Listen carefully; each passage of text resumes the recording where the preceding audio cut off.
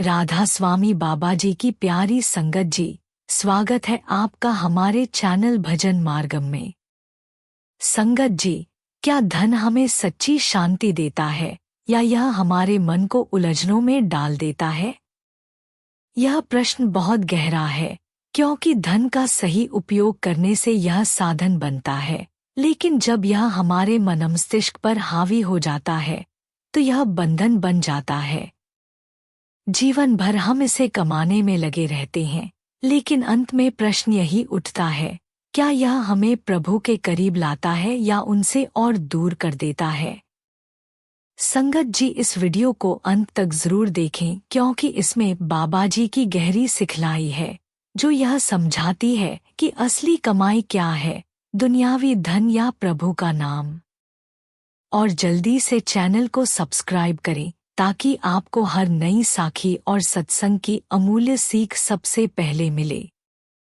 बाबा जी हमें सिखाते हैं कि धन स्वयं में न तो अच्छा है न बुरा, यह सिर्फ एक माध्यम है, लेकिन जब इसका मोह हमारे मन पर छा जाता है तो यह आध्यात्मिक विकास में बाधा डालता है। संत कबीर कहते हैं, साईं इतना दीजिए जा में कुटुंब समाए, मैं भी भूखा न रहूं, साधु न भूखा जाए। इसका अर्थ है कि हमें उतना ही धन चाहिए जिससे हमारी आवश्यकताएं पूरी हों और हम किसी जरूरतमंद की भी सहायता कर सकें। लेकिन जब धन जीवन का अंतिम लक्ष्य बन जाता है तब यह मोह और अहंकार को जन्म देता है। इतिहास में राजा हरिश्चंद्र का उदाहरण है, जिन्होंने सत्य और धर्म को धन से ऊपर रखा, और इसी कारण आज भी उनकी महानता को याद किया जाता है। धर्म के मार्ग पर चलकर कमाया गया धन ही सच्ची कमाई होती है। अगर कोई व्यापारी है तो उसे ईमानदारी से व्यापार करना चाहिए। डॉक्टर को सेवा भाव से इलाज करना चाहिए। शिक्षक को पूरे समर्पण से ज्ञान देना चाहिए। जब हम अपने कार्य को सेवा भाव से करते हैं तो वह भी भक्ति का ही एक रूप बन जाता है। गुरु नानक देव जी कहते हैं, किरत करो, नाम जपो, वन छको, यानी मेहनत से कमाओ, प्रभु का नाम लो और अपनी कमाई को जरूरतमंदों के साथ बांटो। धर्म से कमाया गया धन केवल भौतिक सुख ही नहीं देता, बल्कि आत्मा को भी शांति देता है। तुलसीदास जी ने भी कहा है, परहित सरिस धर्म नहीं भाई, पर पीड़ा सम नहीं अधमाई। यानी दूसरों का भला करना सबसे बड़ा धर्म है और किसी को कष्ट देना सबसे बड़ा पाप। अनैतिक धन, अस्थिर सुख। जो धन छलकपट, मिलावट और अनैतिक तरीकों से कमाया जाता है वह कभी स्थायी सुख नहीं देता। महाभारत में धर्मराज युधिष्ठिर का उदाहरण हमारे सामने है। जब उन्होंने जुए के मोह में अपना विवेक खो दिया तो उन्होंने अपना पूरा राज्य ही नहीं बल्कि अपने परिवार को भी संकट में डाल दिया। संत रविदास जी कहते हैं, मन चंगा तो कठौती में गंगा। अगर मन और कर्म शुद्ध है तो वही स्वर्ग है, लेकिन जब अनैतिक तरीकों से धन कमाया जाता है तो वह अंततः विनाश का कारण बनता है। इतिहास में कई उदाहरण हैं जब लोभ ने महान व्यक्तियों को पतन की ओर धकेल दिया। संगत जी, जीवन में हर व्यक्ति अपने परिवार के भरण पोषण और सुख सुविधाओं के लिए धन कमाने की कोशिश करता है, लेकिन सवाल यह उठता है कि क्या यह धन पूरी तरह ईमानदारी से कमाया जा रहा है? कई सत्संगी भाई बहन सच्चे दिल से चाहते हैं कि उनकी कमाई पूरी तरह से हक हलाल की हो, ताकि वे आध्यात्मिक रूप से शांत रह सकें। वे अपनी आजीविका को इस तरह चलाना चाहते हैं कि उन्हें किसी भी तरह के अधर्म का हिस्सा न बनना पड़े। परंतु संसार की कुछ व्यवस्थाएं और नौकरियों की प्रकृति ऐसी होती है कि कभी-कभी हम न चाहते हुए भी ऐसे वातावरण का हिस्सा बन जाते हैं जहां अधर्म से अर्जित धन का कुछ अंश हमारे पास आ ही जाता है। यह स्थिति हमारे लिए एक कठिन परीक्षा बन जाती है क्योंकि एक तरफ हमें अपने परिवार की ज़रूरतें पूरी करनी होती हैं, तो दूसरी तरफ हमें अपने भीतर की आत्मा की आवाज़ भी सुननी होती है, जो हमें बताती है कि हमें गलत मार्ग से बचना चाहिए। जब ईमानदारी की राह कठिन हो तब क्या करें? बाबाजी हमें यह समझाते हैं कि धर्म और ईमानदारी से कमाना आसान नहीं होता। कई बार जब हम पूरी ईमानदारी से काम करने की कोशिश करते हैं, तो समाज और परिस्थितियां हमें ऐसा करने से रोकने लगती हैं।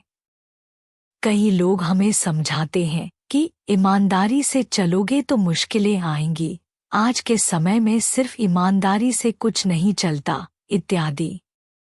लेकिन संगत जी, हमें समझना चाहिए कि ये सिर्फ बाहरी चुनौतियां हैं, जो हमारी आध्यात्मिक परीक्षा लेती हैं। जो व्यक्ति इन कठिनाइयों के बावजूद ईमानदारी से कमाता है, उसके धन में कभी भी कमी नहीं आती। उसकी कमाई भले ही कम हो, लेकिन उसमें सच्चा सुख और संतोष होता है। मान लीजिए कि एक सरकारी कर्मचारी किसी विभाग में काम करता है और वहां रिश्वत लेना आम बात हो चुकी है। हर कोई अपने लाभ के लिए पैसे ले रहा है। लेकिन यदि वह व्यक्ति यह ठान ले कि वह गलत पैसे नहीं लेगा, तो हो सकता है कि उसके सहकर्मी उसे ताने मारें, उसका मजाक उड़ाएं या उसे परेशान करने की कोशिश करें। लेकिन अगर वह धैर्य और विश्वास बनाए रखता है, तो धीरे धीरे लोग भी उसकी ईमानदारी की कद्र करने लगेंगे। कई बार परिस्थितियां ऐसी बन जाती हैं कि कोई व्यक्ति न चाहते हुए भी किसी अधर्म के चक्र में फंस जाता है। उसके पास कुछ ऐसा धन आ जाता है जो उसने गलत तरीके से नहीं लिया, लेकिन फिर भी उसकी आय का हिस्सा बन गया। ऐसी स्थिति में क्या किया जाए? बाबाजी हमें सिखाते हैं कि अगर किसी कारणवश हमारे पास गलत तरीके से कमाया गया धन आ रहा है, तो उसे अपने उपयोग में लाने की बजाय उसे समाज सेवा में लगा देना चाहिए। सेवा के उचित मार्ग। गौशाला में दान करें। गाय को धर्म में माता का स्थान दिया गया है और गौसेवा से पवित्रता बढ़ती है। अगर आपके पास ऐसा धन आया है जिसे आप नहीं रखना चाहते, तो उसे गौशाला में अर्पित कर दें, जिससे वह किसी नेक कार्य में लगे।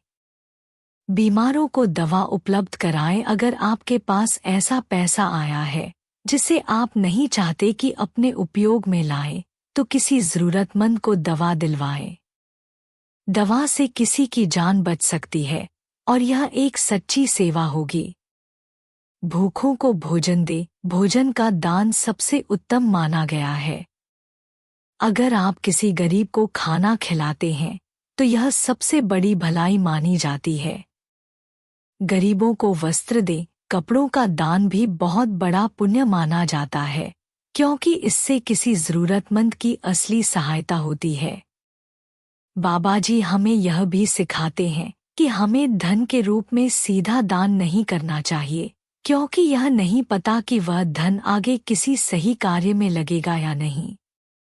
अगर हम किसी को पैसे देते हैं, तो हो सकता है कि वह धन नशे, जुए या किसी अन्य गलत काम में खर्च हो जाए। लेकिन अगर हम किसी को दवाई, कपड़े या भोजन देते हैं, तो वह वास्तव में किसी के जीवन में परिवर्तन ला सकता है।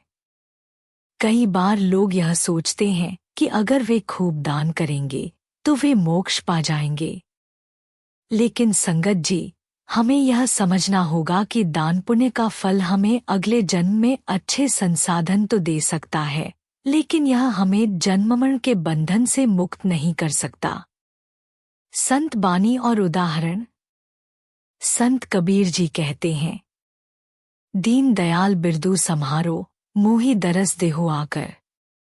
जग में खसम तुम ही एक हैं, कौन सहाय हमारी। इसका अर्थ यह है कि सिर्फ दान करने से मुक्ति नहीं मिलेगी, बल्कि हमें प्रभु के सुमिरन और भजन में लीन होना पड़ेगा। बाबाजी अक्सर फरमाते हैं, दान पुण्य आपको अच्छे कर्मों का फल देगा, लेकिन जन्म-मरण के चक्र से मुक्त नहीं करेगा। केवल भजन सुमिरन ही सच्ची कमाई है, जिससे आत्मा अपने असली घर लौट सकती है। सच्ची कमाई सिर्फ और सिर्फ नाम और सुमिरन हाय है। अगर हम वास्तव में इस संसार के बंधनों से मुक्त होना चाहते हैं तो हमें सिर्फ नेक कमाई और दान करने तक सीमित नहीं रहना चाहिए। हमें अपनी आत्मा को प्रभु से जोड़ना होगा। गुरबानी में आता है, कलयुग में केवल नाम आधारा, सुमिर सुमिर नर उतरे पारा।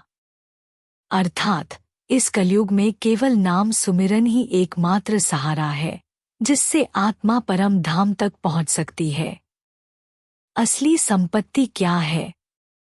दुनिया का धन कुछ समय तक हमारा साथ देता है, लेकिन जब हम इस दुनिया से जाते हैं तो हमारे साथ केवल हमारे कर्म और प्रभु का नाम जाता है। एक राजा चाहे कितना भी बड़ा साम्राज्य बनाए, पर जब उसकी मृत्यु होती है तो उसे खाली हाथ जाना पड़ता है। लेकिन अगर उसने जीवन भर प्रभु का सुमिरन किया है तो उसकी आत्मा जन्ममरण के चक्र से मुक्त हो सकती है। बाबाजी हमें समझाते हैं कि धन को सही कार्यों में लगाना चाहिए, परिवार की भलाई, समाज सेवा और धार्मिक कार्यों में। अनैतिक तरीकों से कमाया गया धन नष्ट हो जाता है, लेकिन ईमानदारी से अर्जित धन सुख, शांति और प्रभु की कृपा लाता है। भगवान श्री कृष्ण ने अर्जुन से कहा, योग कर्मसु कौशलम, कर्म में कुशलता ही योग है। संत जन बताते हैं कि जो व्यक्ति अपने धन को परोपकार में लगाता है वह सच्चे आनंद को प्राप्त करता है। दान, धर्म और सेवा में लगाए गए धन का महत्व बहुत बड़ा है। गुरु अर्जन देव जी ने भी कहा है, सेवा करत सुफलु फलु पावे। जो सेवा करता है वह परम फल को प्राप्त करता है। बाबाजी हमें समझाते हैं कि जीवन में धन जरूरी है, लेकिन इससे अधिक महत्वपूर्ण प्रभु का नाम और सुमिरन है। अगर हम अपने मन को ईश्वर की ओर केंद्रित करें और धन को मात्र एक साधन माने तो सच्ची शांति और आनंद की प्राप्ति होगी। संत तुलसीदास जी कहते हैं, राम नाम मणिदीप धरु जी दहरी द्वार। तुलसी भीतर बाहर हो, जो चाहसी उजियार। राम का नाम दीपक की तरह है, जिसे अपने मन के द्वार पर रखो तो बाहर और भीतर दोनों ओर प्रकाश रहेगा। यह सच्चाई है कि भौतिक धन केवल इस संसार तक सीमित रहता है, लेकिन प्रभु का नाम और सुमिरन ही वह संपत्ति है जो इस लोक और परलोक में हमारे साथ रहती है। तो क्या हम धन के पीछे भागेंगे या उसे अपने आध्यात्मिक विकास का माध्यम बनाएंगे? यदि धन का सही उपयोग किया जाए तो यह आध्यात्मिक उन्नति में सहायक बनता है, लेकिन अगर यह हमारे जीवन का उद्देश्य बन जाए तो यह हमें ईश्वर से दूर कर देता है। इसलिए सच्चा धन प्रभु का नाम, सुमिरन और सेवा है। अगर आपको यह संदेश प्रेरणादायक लगा हो तो इसे अधिक से अधिक संगत के साथ साझा करें। इस तरह के और आध्यात्मिक संदेशों के लिए हमें लाइक करें और चैनल को सब्सक्राइब करें और संगत जी अपने विचार कमेंट में साझा करें। सद्गुरु महाराज जी की कृपा बनी रहे। राधा स्वामी जी।